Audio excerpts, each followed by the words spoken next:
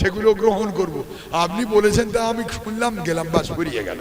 কিন্তু এমন একটা সময় আসবে যে সময়ে আপনার প্রয়োজন হবে, মনে হবে যে দীক্ষা নিলাম না কেন, তখন কিন্তু সময় পার হয়ে যাবে। সেই জন্য সময় থাকিতে করো উন্নতি কামনা, কামনা হেলাতে কাটালে কাল ফিরিয়া আর আসবে না। জায়গা আসুন, এবারে আমাদের প্রথম এবং প্রধান কাজ কি? প্রথম এবং প্রধান কাজ হচ্ছে মানুষের জীবনে প্রথম এবং প্রধান কাজ হচ্ছে গুরু সেবা করা, যদি গুরু দীক্ষা নেওয়া হয়ে থাকে, অথবা ভগবানের সেবা করা, ভগবানের পূজা করা এবং পরমাত্মার পূজা করা। নিজের আত্মাকে পরমাত্মার সঙ্গে সন্ধিক্ষণে জড়িয়ে দেওয়াটাই হচ্ছে আমাদের প্রথম এবং প্রধান কাজ। কিন্তু তার বিনিময়ে আমরা এই জড় সংসারের মধ্যে থেকে নিজেরা জড়িয়ে গিয়ে কখন নিজেরা বৃদ্ধ হচ্ছি এবং এই বৃদ্ধের পর কখন যে আমরা মৃত্যুর দিকে এগিয়ে যাচ্ছি আমরা নিজেরা জানি না। এই বারবার যাওয়া আসার জন্য অনেকবারই বলেছে ভগবান যে জাতস্য ই ধ্রুব মৃত্যু, ধ্রুবস্য জন্ম মৃত, ধ্রুবস্য ধ্রুবং জন্ম মৃতস্য চ। অর্থাৎ এই যে একবার আসছি একবার যাচ্ছি, তাহলে এই যাওয়া আসা, জন্ম আর মৃত্যু, এর ফাঁকে আমরা কোথায় ছিলাম? জন্মানোর ঠিক আগে আর মৃত্যুর পরে কোথায় ছিলাম আমরা? হিসেব করুন দেখি। হিসেব করলেই এখানে বসে পেয়ে যাবে।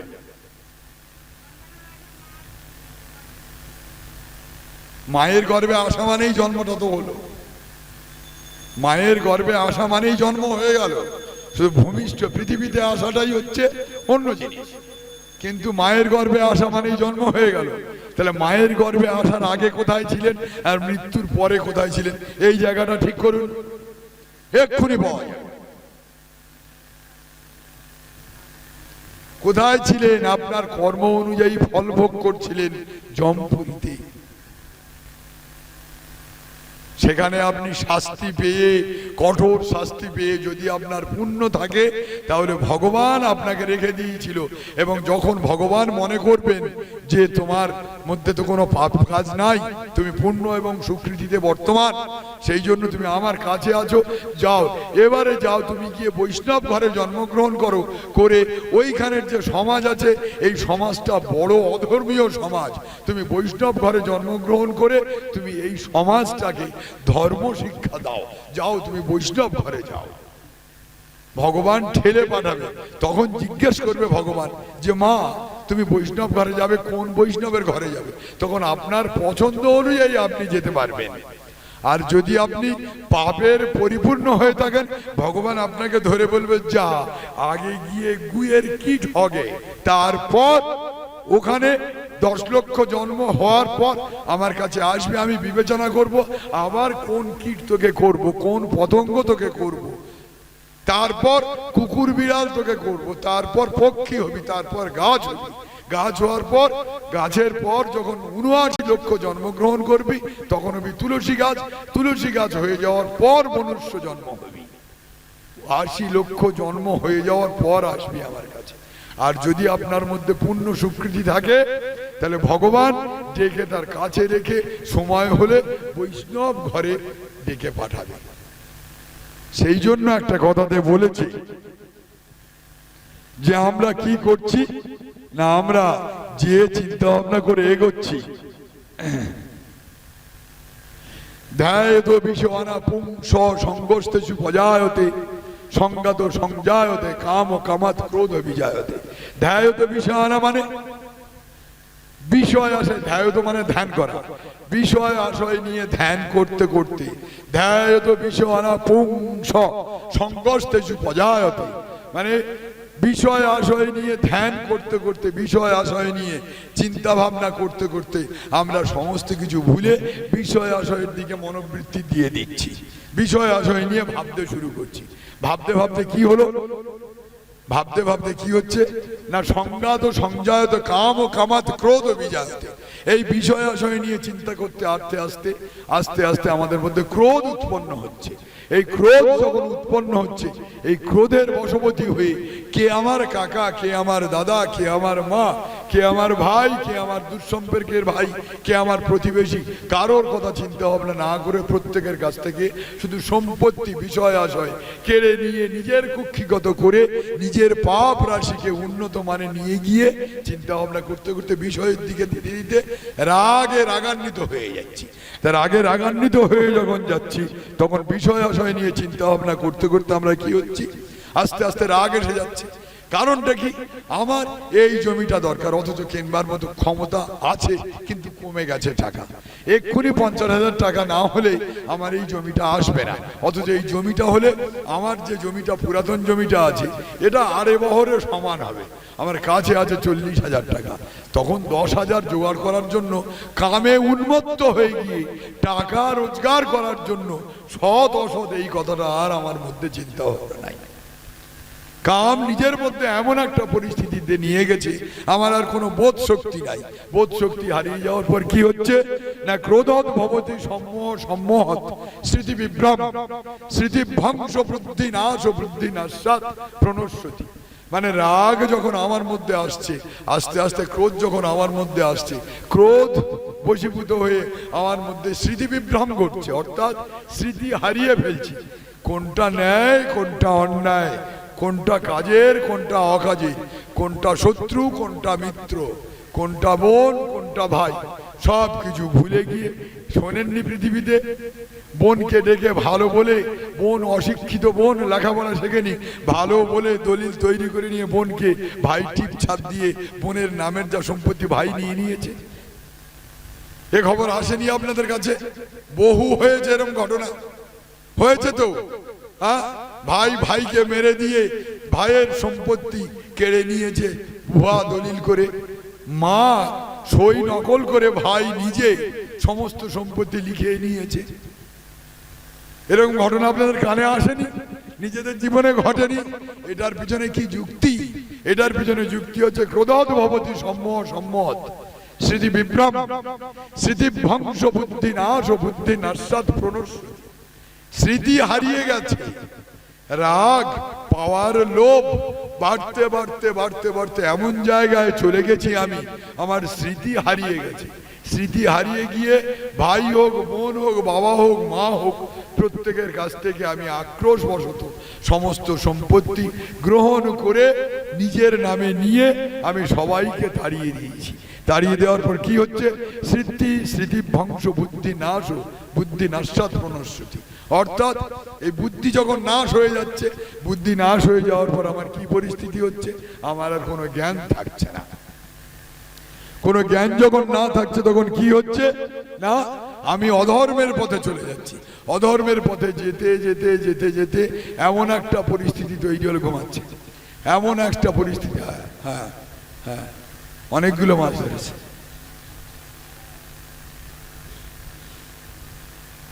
ঘুমাচ্ছেন কেন?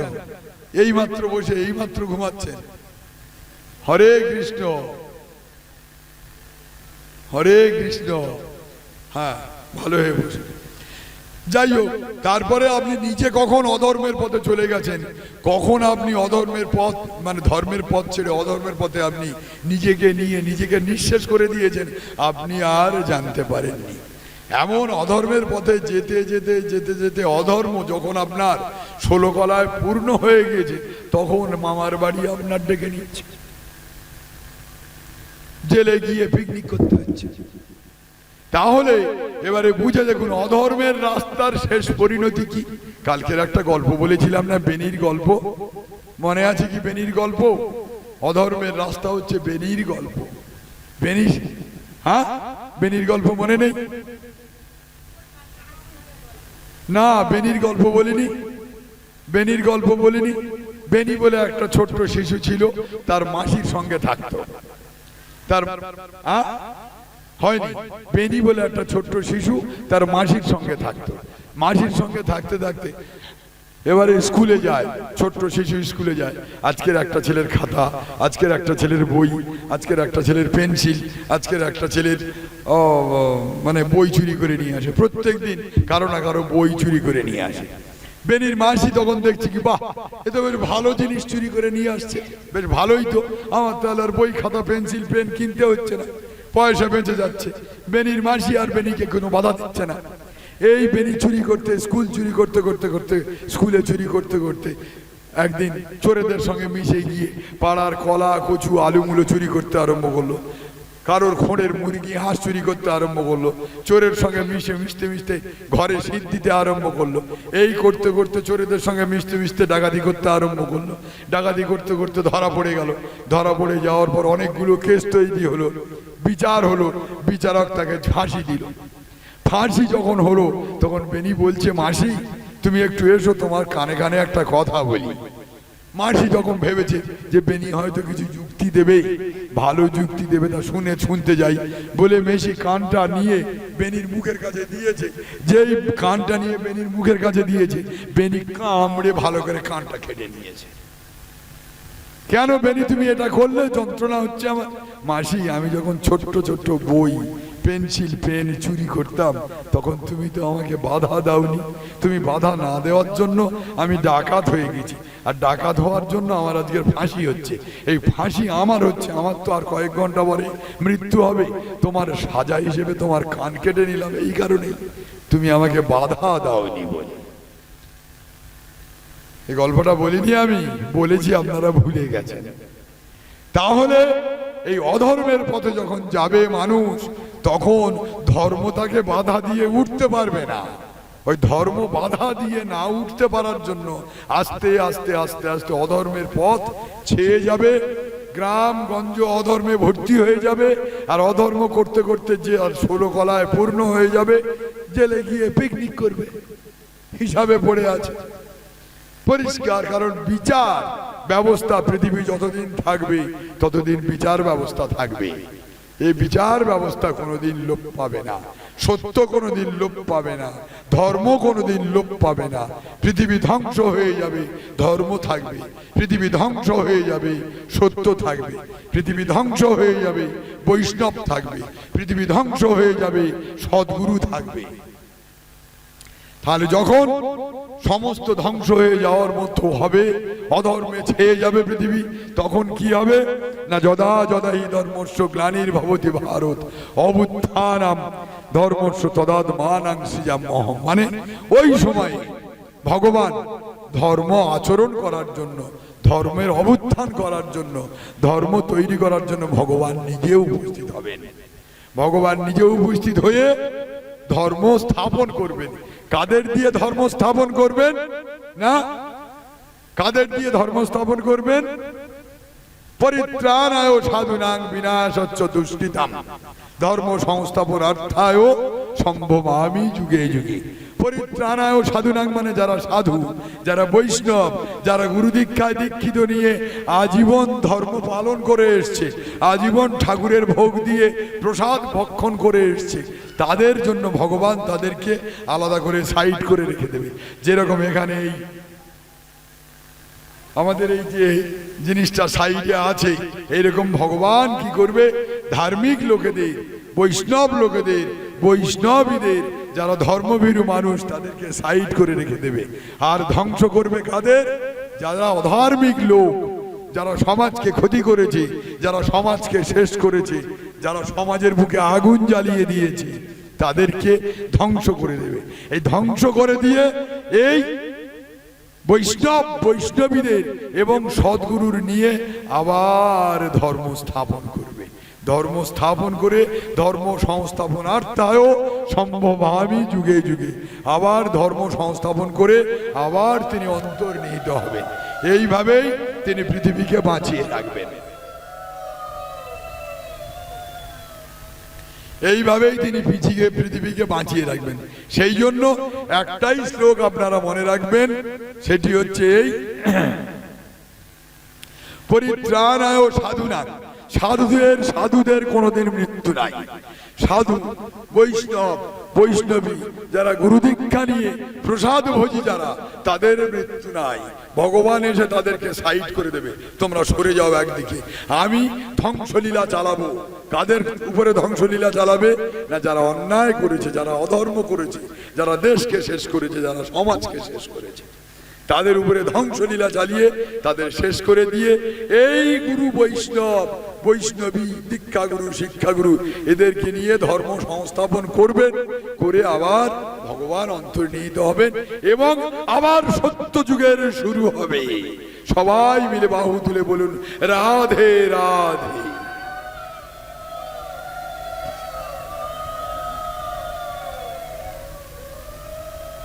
তাহলে এবারে এখন বাজে হচ্ছে 7:44। আমি একাদশী নিয়ে 15 মিনিট বলি, বলে নিয়ে 8টার সময় শুরু করব বিশ্বের উপাখ্যান। 8টা থেকে 10টা পর্যন্ত হলে হয়ে গেল একাদশী। একাদশী তিথিটা কি, এটা করলে কি হয়, না করলে কি হয়, আর যারা জেনে বুঝেও একাদশী তিথি করে না তাদের কি হয়, যারা বুঝে একাদশী না বুঝে একাদশী করে তাদের কি হয়, যারা বুঝে একাদশী করে না তাদের কি হয়। অনেকগুলো কোশ্চেন না? একাদশী করলে কি হয়, না করলে কি হয়, যারা বুঝে করে না তাদের কি হয়, যারা না বুঝে করে তাদের কি হয়। মানে একাদশী করা উচিত জানা সত্ত্বেও যারা একাদশী করে না, জানা সত্ত্বেও যারা একাদশী করে না তাদের কি হয়। তাহলে এইবারে আমি বলছি একাদশীটা কি। একাদশী হচ্ছে একটা তিথি, আচ্ছা সৃষ্টি তত্ত্ব তো বলে দিয়েছি। একাদশীটা 15 মিনিটে বলবো। একাদশী হচ্ছে একটা তিথি, যে তিথিটা তৈরি হয়েছে বিভিন্ন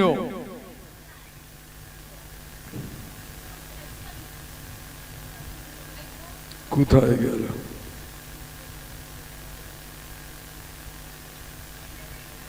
পেয়েছি।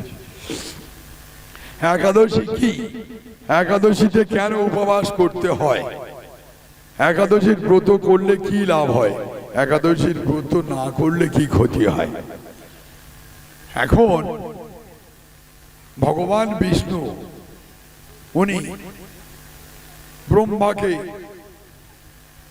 আদেশ দিলেন পৃথিবীতে জীব সৃষ্টি করার জন্য। এই বাচ্চারা তোমরা গোলমাল করবে না, এই বাচ্চারা তোমরা গোলমাল করবে না, কোনো কথা কেউ বলবে না। এই সামনে এসে বসো, সামনে এসে বসো, কেউ গোলমাল করবে না।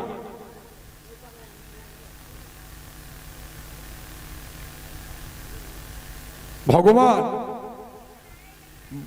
বিশ্বপিতা শ্রীহরি ব্রহ্মাকে বললেন তুমি পৃথিবীতে মনুষ্য জীব পাঠাও, তা নাহলে তো পৃথিবী রক্ষা হবে না।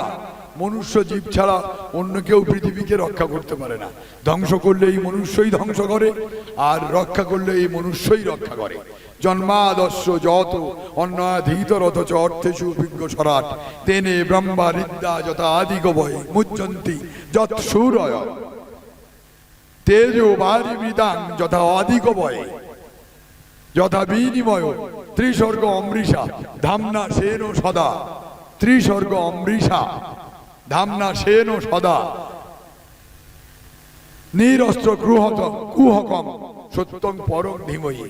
অর্থাৎ এই মানুষ রূপে ভগবান, ভগবান রূপী মানুষ পৃথিবীকে রক্ষা করে, ধ্বংস করে, আবার সৃষ্টি করে। কারণ ভগবান সৃষ্টি করার জন্য মানুষ পাঠায়, আবার ভগবান সেই মানুষের উপরে মায়া আক্রমণ করিয়ে এমন একটা জায়গায় নিয়ে যায়, সেই মানুষই হয় আবার ধ্বংসের। সুতরাং যখনই শ্রীকৃষ্ণ ব্রহ্মাকে বললেন আপনি পৃথিবীতে মনুষ্য জীব সৃষ্টি করুন, ভগবান মনুষ্য জীব সৃষ্টি করলো পৃথিবীতে। দুই প্রকার জীব, একটা হচ্ছে স্থাবর আর একটা হচ্ছে জঙ্গম।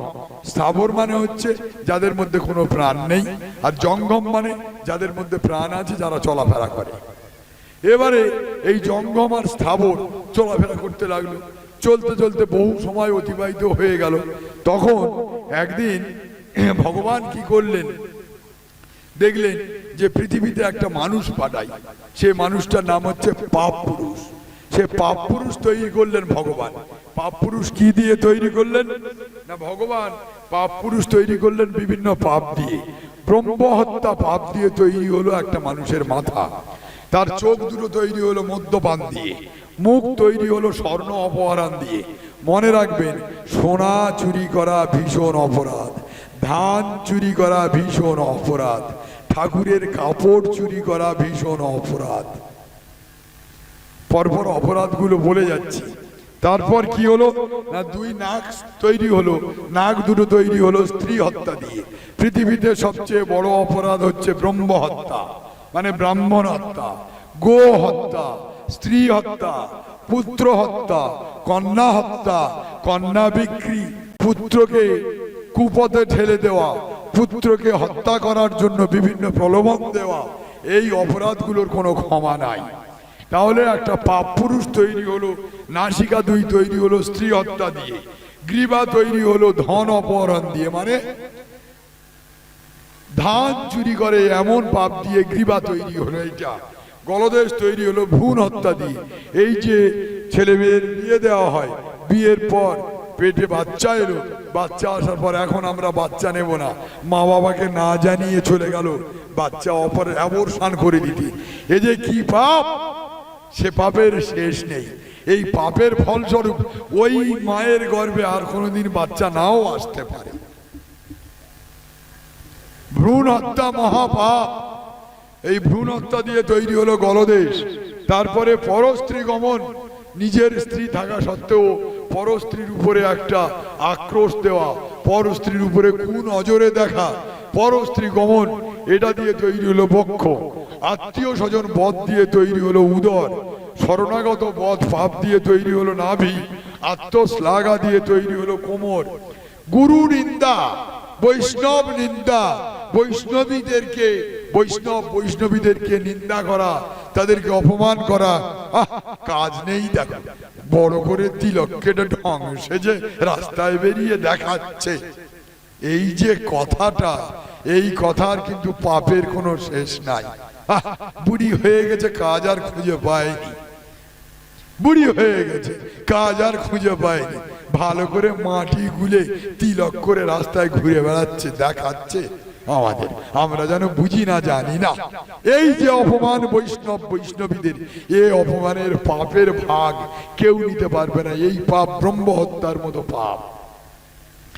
তারপরে কন্যা বিক্রি, কন্যা বিক্রি দিয়ে একটা তৈরি হলো পিতৃ হত্যা দিয়ে তৈরি হলো 2 পা, শরীরের রোম হত্যা দিয়ে বা অন্য সমস্ত উপপাদক দিয়ে তৈরি হলো শরীরের রোম। এইভাবে একটা পাপ পুরুষ তৈরি হলো। এই পাপ পুরুষ তৈরি করে তাকে পৃথিবীতে পাঠালো। এদিকে অনেক মানুষ সৃষ্টি হয়েছে, পাপ পুরুষের যা কাজ, ভালো মানুষের ভালো কাজ, খারাপ মানুষের খারাপ কাজ। বদ মানুষ সে বদ যুক্তি দেবে, ভালো মানুষ ভালো যুক্তি দেবে। ওই পাপ পুরুষে যে বিভিন্ন রকম পাপ কাজ করাতে লাগলো, পাপ কাজ করাতে করাতে এবারে পাপে পরিপূর্ণ হয়ে গেল লোক। পাপে পরিপূর্ণ হয়ে যাওয়ার জন্য যখন মারা যাচ্ছে, যমরাজকে নিয়ে চলে যাচ্ছে। এরকম ভাবে সব মানুষ যমপুরীতে চলে যাচ্ছে। চলে যাওয়ার পর ভগবান তখন চিন্তা করছে, আমি তো মানুষ পাঠালাম পৃথিবীতে, তা আমার বৈকুণ্ঠে তো আর কোনো লোক আসছে না, কি ব্যাপার হলো? বৈকুণ্ঠ ফাঁকা, আমি যে কোনো মানুষ পাঠালাম পৃথিবীতে, কোথায় যাচ্ছে সব? এই চিন্তা ভাবনা করে ভগবান একদিন যমরাজার বাড়িতে উপস্থিত হলেন। যমরাজার বাড়িতে উপস্থিত হয়ে ভগবান দেখলেন যে যমরাজার সঙ্গে কথা বলতে বলতে বিভিন্ন রকম কান্নার শব্দ, বিভিন্ন উৎপাতের শব্দ, বিভিন্ন কান্নার রোল, আকুতি পিকুতির শব্দ, আকুতির শব্দ, বিভিন্ন শাস্তির বিভিন্ন রকম আওয়াজ। তখন যমরাজকে জিজ্ঞেস হচ্ছে, যমরাজ এই সমস্ত আওয়াজগুলো কোত্থেকে আসছে? কেন? মানুষ পাপ করছে, সেই পাপ অনুযায়ী তার যে শাস্তি, সেই শাস্তি যখন তাকে দেওয়া হচ্ছে, তার মুখ থেকে বিকট আওয়াজ বেরোচ্ছে, আপনি সেই আওয়াজ শুনছেন। তখন ভগবান চিন্তা করলে, ওরে সর্বনাশ, আমি মানুষ পাঠিয়েছি পৃথিবীতে, পৃথিবীতে মানুষ, আপনারা শুনতে পাচ্ছেন তো ঠিক মতো? ওদের 4 জনকে 4 জায়গায় দিই। এই ওই চিরুনিটা নিয়ে এই দিক থেকে, এই দিক থেকে, এই দিক থেকে নিয়ে কাছে আমি চিরুনি বস, চুপ করবো, নামবি না একদম। কি করবো, একদম নামবি না, ঠিক তো? চুপ করে বসে থাকবি। তো এবারে ভগবান চিন্তা করলেন যে আমি পাঠালাম পৃথিবীতে মানুষ, আর কোনো মানুষ আর বৈকুণ্ঠে যেতে পারছে না, গোলকে যেতে পারছে না, গয়া কাশী শ্রী বৃন্দাবনে যেতে পারছে না, তাহলে আমি তো ভুল করেছি। ভগবান তখন চিন্তা করে ভগবান নিজে একাদশী তিথি নাম রূপ নিয়ে পৃথিবীতে অবতীর্ণ হলেন। সেই জন্য একাদশী তিথি কথার অর্থ হচ্ছে একাদশী তিথি মানে ভগবান নিজে। একাদশী তিথি মানে ভগবান নিজে। ভগবান উপস্থিত হলেন, উপস্থিত হয়ে এবারে কি করলেন, সব মানুষকে একাদশীর ব্রত শেখালেন। একাদশীর ব্রত শেখানোর পর প্রত্যেকে পাপ আর কেউ করছে না, পাপ কাজের মধ্যে অন্তর্নিহিত হচ্ছেন না, সবাই তখন পুণ্য বলে বৈকুণ্ঠে যাতায়াত করছে। একাদশী তিথি এমনই একটা তিথি যে তিথির মাধ্যমে ভগবান, যে তিথির উপবাস করলে ভগবানকে পাওয়ার রাস্তা তৈরি হয়, যে তিথির মাধ্যমে নিজের পাপ নিমেষে নিঃশেষ হয়ে যায়, যে উপবাসের মাধ্যমে মানুষ ভগবত প্রাপ্তির রাস্তা তৈরি করতে পারে, যে উপবাসের মাধ্যমে মানুষ তার নিজেকে স্বস্তি বা নিজেকে শুদ্ধ আচারের মধ্যে আনতে পারে, যে উপবাসের মাধ্যমে ভগবানকে কাছে পেতে পারে। এতগুলো ঘটনা আছে শুধুমাত্র একাদশী তিথি ব্রত উপবাসের মধ্যে। 8 বছর থেকে 80 বছর বয়স পর্যন্ত সমস্তরাই সবাই একাদশীর তিথি পালন করতে পারে, একাদশীর তিথির উপবাস করতে পারে। আপনাদের কেউ বলেনি যে শুধুমাত্র না খেয়ে একাদশীর তিথি করতে হবে। আপনারা খাওয়া দাওয়া করেও একাদশীর তিথি করতে পারেন। কি খাওয়া দাওয়া করে না, অনুকল্প প্রসাদ। অনুকল্প প্রসাদটা কি না, অনুকল্প প্রসাদ হচ্ছে আলু, কুমড়া, পেঁপে, এই 3টে সিদ্ধ করে তার সঙ্গে বাদাম, তার সঙ্গে ফল, এইগুলো দিয়ে আপনারা একাদশী ফল মানে অনুকল্প প্রসাদ গ্রহণ করতে পারেন। কি কলা? না, কলা চলবে না। এইগুলো পেয়ে আপনারা একাদশীর তিথি উপবাস করতে পারেন। আসুন এবারে মূল পর্বে। ভগবান যখন সবাইকে একাদশী তিথির পালন করাচ্ছেন, উপবাস করাচ্ছেন, আস্তে আস্তে পাপ ক্ষয় হয়ে যাচ্ছে, সবাই পুণ্য এবং স্বীকৃতি অর্জন করছে। পুণ্য এবং স্বীকৃতি অর্জন করার জন্য সবাই বৈকুণ্ঠে যাচ্ছে।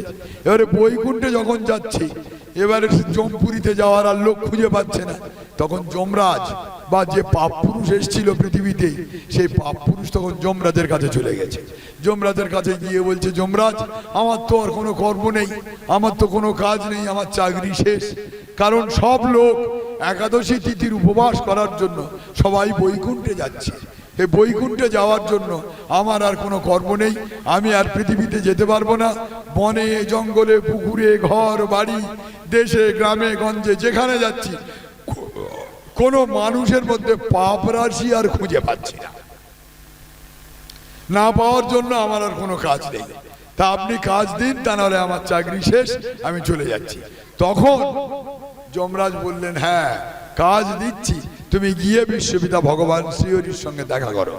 ভগবান শ্রীহরির সঙ্গে দেখা করার পর ভগবান শ্রীহরি বললেন, হ্যাঁ, সব মানুষ যদি একাদশীর ব্রত করার ফলে তারা পুণ্য এবং স্বীকৃতি অর্জন করে যদি আমাদের কাছে চলে আসে, বৈকুণ্ঠে চলে আসে, যদি গোলকে চলে আসে, তাহলে তোমার তো কাজ থাকবে না।